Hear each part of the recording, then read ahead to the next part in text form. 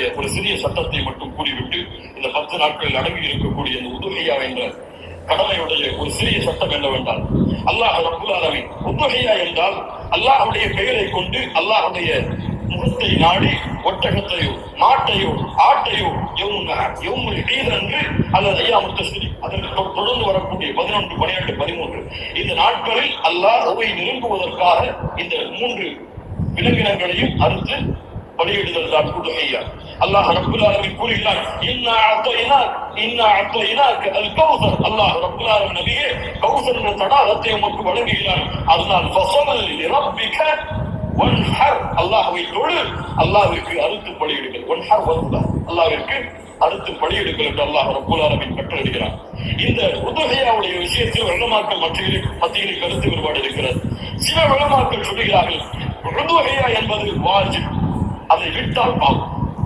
உதுஹியா வாஜிப், அதை விட்டால் பாவம். ஆனால் ஜும்ஹூர் அஹ்லுல் இல்ம் உலமாக்களுடைய ஒட்டுமொத்த கூட்டத்துடைய கருத்து என்னவென்றால், பெரும்பான்மையான உலமாக்களுடைய கூட்டத்துடைய கருத்து என்னவென்றால், உதுஹியா சுன்னா, விட்டால் மக்ரூஹ், விட்டால் விருக்கத்தக்கது. அல்லாஹ்வுடைய தூதர் தன்னுடைய இறுதி 10 ஆண்டுகளில் ஒருபோதும் உதுஹியாவை தாங்கள் கருத்தால் அறுப்பதை விடவும். இது சுன்னா, ஆனால் விட்டால் பெரும்பாவம் கிடையாது, விருக்கத்தக்கது. கண்ணியத்துக்குரியவர்கள் யாருக்கு அல்லாஹ் வசதி செய்திருக்கிறானோ அவங்க எவ்வளவு விலங்கின அந்த ஆடுகளையோ மாடுகளையோ ஒட்டகங்களையோ அறுத்து பலியிட முடியுமோ அவர்கள் அறுத்து பலியிடலாம். ஒருவருக்கு ஒரு ஆடுதான். ஒரு மாட்டை ஒருவர் முழுவதாக அறுப்பதற்கு அவருக்கு செலவு இருந்தால், வசதி இருந்தால் அறுக்கலாம். அதில் அந்த மாட்டை 7 பேர் பங்கு கொள்ளலாம். ஒட்டகமாக இருந்தால் அவர்களும் அதில் 7 பேர் பங்கு கொள்ளலாம். இப்படி ஒரு ஆட்டை ஒருவர், மாடை 7 பங்காக வைக்கலாம், ஒட்டகத்தை 7 பங்காக வைக்கலாம். அல்லது ஒட்டகம் முழுவதையும் ஒருவர் கொடுக்கலாம், மாடு முழுவதையும் ஒருவர் கொடுக்கலாம். 2 ஆடுகள் 3 ஆடுகள் என்று ஏழைகளுடைய கஷ்டங்களை நீக்க அல்லாஹ்வுடைய முகத்தை நாடுபவர்கள் எவ்வளவு அல்லாஹ் அவர்களுக்கு செல்வத்தை விசாலப்படுத்தி இருக்கிறாரோ அவ்வளவு அவர்களும் விசாலப்படுத்தலாம். அந்த விலங்கினங்களுடைய சட்டம் என்ன? ஆடாக இருந்தால் 1 வருடம் பூர்த்தியாக இருக்க வேண்டும், 2வது வருடத்தில் நுழைந்திருக்க வேண்டும். மாடாக இருந்தால் 2 வருடங்கள் பூர்த்தியாக இருக்க வேண்டும், 3வது வருடத்தில் அது நுழைந்திருக்க வேண்டும். ஒட்டகமாக இருந்தால் 5 வருடம் பூர்த்தியாக இருக்க வேண்டும், 6வது வருடத்தில் அது நுழைந்திருக்க வேண்டும்.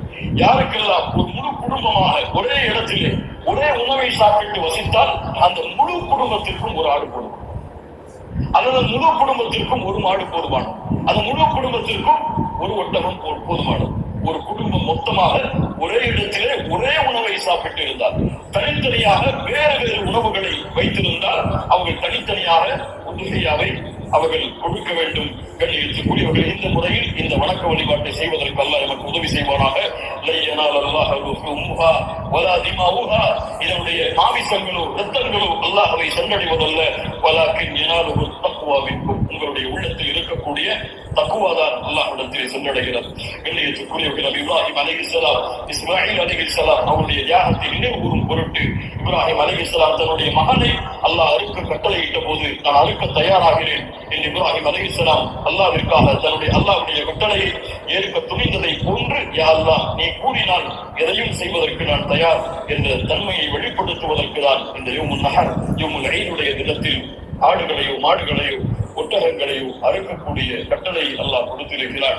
இது ஒரு சடங்காகவோ சம்பிரதாயமாகவோ இல்லாமல் அல்லாஹ்விற்காக செய்யப்படக்கூடிய வணக்க வழிபாடாக எண்ணி இன்று நீயத்து வையுங்கள். அல்லாஹ் எனக்கு கொடுத்த செல்வத்தின் அடிப்படையில் இன்ஷா அல்லாஹ் இதை நான் விசாலப்படுத்துவேன். என்னால் எவ்வளவு முடியுமோ அவ்வளவு அல்லாஹ்வுடைய பாதையில் அறுத்து பலியிட்டு ஏழைகளுக்கும் நானும் அதிலிருந்து உண்பேன். கண்ணியத்துக்குரியவர்களை, சிறந்தது என்னவென்றால், நாம் வாழக்கூடிய இடங்களில் அறுத்து பலியிடுதல் தான் சிறந்தது. நாம் வாழாத ஊர்களில் அறுத்து பலியிடுதல் சிறந்தது கிடையாது, பெருமாக்களுடைய குர்ஆன் சுன்னாவுடைய ஆதாரங்களின் அடிப்படையில். அதனால் நாம் அறுத்து முழுவதுமாக நாம எடுத்துக் கொள்ளலாம், அல்லது ஏழைகளுக்கு முழுவதுமாக கொடுக்கலாம், உறவினர்களுக்கு முழுவதுமாக கொடுக்கலாம். இதில் ஹதீஸ் அடிப்படையில் தெளிவான ஆதாரங்கள் எவ்வளவு பங்குகளை வைக்க வேண்டும் என்பதற்கு கிடையாது. ஆனால் 3 பங்காக வைத்து கொடுக்கப்பட வேண்டும் என்பது ஹதீஸ் கலையிலே ஹதீஸிலிருந்து இஜ்திஹாத் அதை ஆய்வு செய்து முடிவெடுத்த உலமாக்கள் இப்னு கையிம் போன்றவர்கள் 3 பங்காக அதை வைத்து பங்கிட வேண்டும் என்று விளக்கம் சொல்கிறார்கள். இன்ஷா அல்லாஹ் அதுவும் சிறந்ததுதான். ஒரு பங்கு எமக்கு, இன்னொரு பங்கு உறவினர்களுக்கு, இன்னொரு பங்கு ஏழைகளுக்கும் கொடுத்து உதவலாம். அல்லது பங்குகள் முழுவதுமாக ஏழைகளுக்கும் கொடுக்கலாம். அதிலிருந்து நாமும் முழுவதுமாக சாப்பிடலாம். இதில் எந்த தவறும் கிடையாது. அல்லாஹ் ரப்புல் ஆலமீன் இன்னும் விளக்கங்கள் உங்களுக்கு தேவை இருந்தால் உலமாக்களை அணுகி அதை கேட்டுக் கொள்ளுங்கள்.